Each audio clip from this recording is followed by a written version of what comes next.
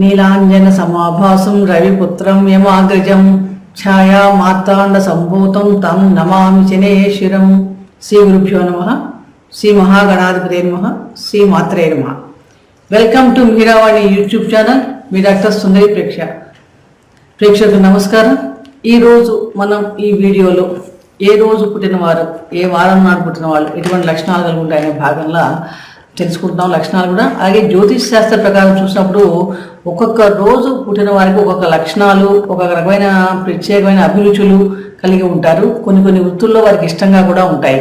అంటే ఒక్కొక్క రోజుకి ఒక్కొక్క అభిరుచులు వేరువేరుగా ఉంటాయి ప్రతి రోజుకి కూడా. అలాగే ఒక్కొక్క రోజు కొన్ని ప్రత్యేక పనులు చేయడం వలన జీవితంలో చక్కగా మంచి సుఫలితాలు కూడా పొందుతాం అన్నమాట. ఏ రోజు పుట్టిన వారి లక్షణాలు ఎలా ఉంటాయి, ఏ రోజున ఏ పనులకి అనుకూలము, ఏ పనులు చేయడానికి కొన్ని తిథివార నక్షత్రాలు కలవటం వలన ఎటువంటి యోగాలు ఏర్పడతాయి, అలాగే ఇలా అనేక విషయాలు మనం ఏ రోజు చేయవచ్చు అనే విషయాలు తెలుసుకునే భాగంలో వార లక్షణాలు అనే భాగంలో మనం ఈరోజు శనివారం నాడు పుట్టిన వారు లక్షణాలు ఎలా ఉంటాయి, అంటే ఏ నెలలో అయినా శనివారం నాడు పుట్టిన వాళ్ళు ఎలా ఉంటారు, ఈరోజు ఏ పనులు చేయవచ్చు, ఎటువంటి యోగాలు ఏర్పడతాయి ఏ నక్షత్రాలతో కలవటం వలన అనే విషయాలు మనం ఇప్పుడు ఈ వీడియోలో తెలుసుకుందాం. శనివారం రోజుకి గ్రహం శని గ్రహం ఆధిపత్యం వహిస్తుంది.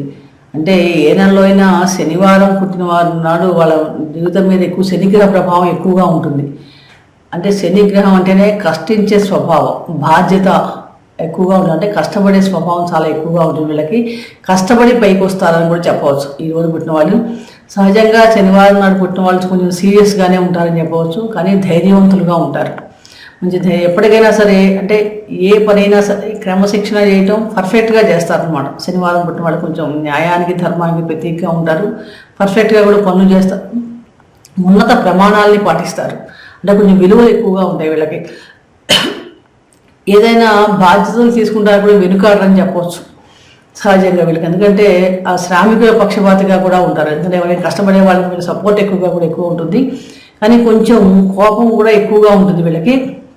అలాగే మాతృ తిరస్కారాలు కూడా ఎక్కువగా ఉంటాయి వీళ్ళకి సహజంగా. అలాగే ఎలాంటి క్లిష్ట పరిస్థితులు అయినా సరే రాణించగలుగుతారు. వీళ్ళు కష్టపడి పైకి రావడం వలన ఎటువంటి సమస్య అయినా కూడా ఎదుర్కొనే శక్తి ఎక్కువగా ఉంటుంది వీళ్ళకి. అలాగే వీళ్ళకి ఏంటంటే వీళ్ళ తప్పుల నుంచి కూడా జీవితంలో లెసన్స్ నేర్చుకుంటారు అనమాట. వీళ్ళకి అదొక మంచి లక్షణం. చాలా తెలివిగా ఉంటారు.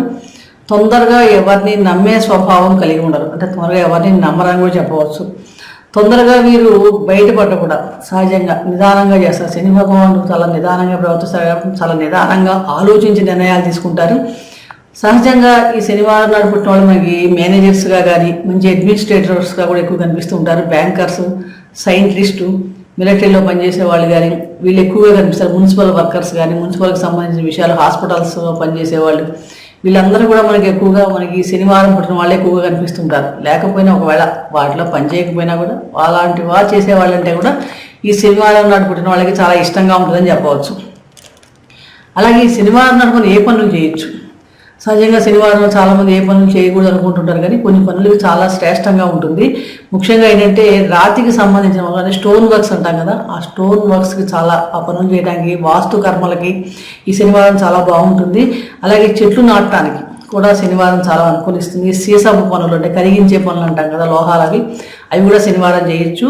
అలాగే ఎవరైనా దీక్షలు తీసుకోవాలంటే కొంతమంది 40 రోజులు 21 రోజుల దీక్షలు తీసుకుంటూ ఉంటారు. ఆ దీక్షలు ప్రారంభించడానికి కూడా శనివారం చాలా అనుకూలంగా ఉంటుంది.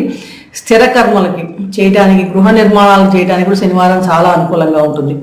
ఇనుముకు సంబంధించిన పనులు చేయటం కానీ, ఆయుధాలు తయారు చేయటం కానీ, ఇనుము వ్యాపారాలు ప్రారంభించడం, నూనెకు సంబంధించిన వ్యాపారాలు, పెట్రోల్ బంకులు ప్రారంభించడానికి ఇలాంటి వాటి కూడా ఈరోజు చాలా బాగుంటుందని చెప్పవచ్చు.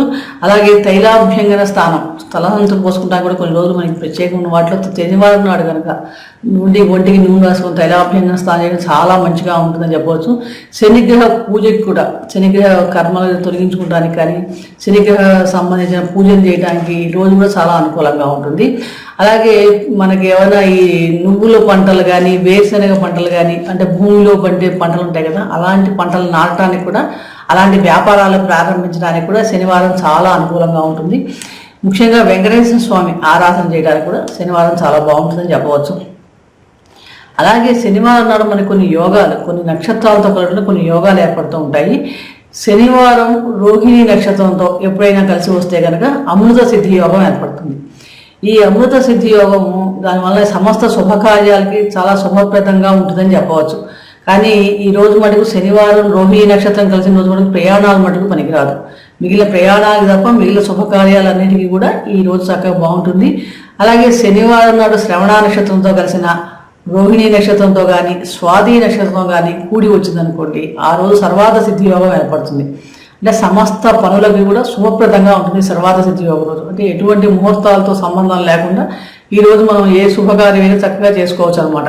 నిర్విఘ్నంగా పనులన్నీ కూడా చక్కగా నెరవేరుతాయని కూడా చెప్పవచ్చు.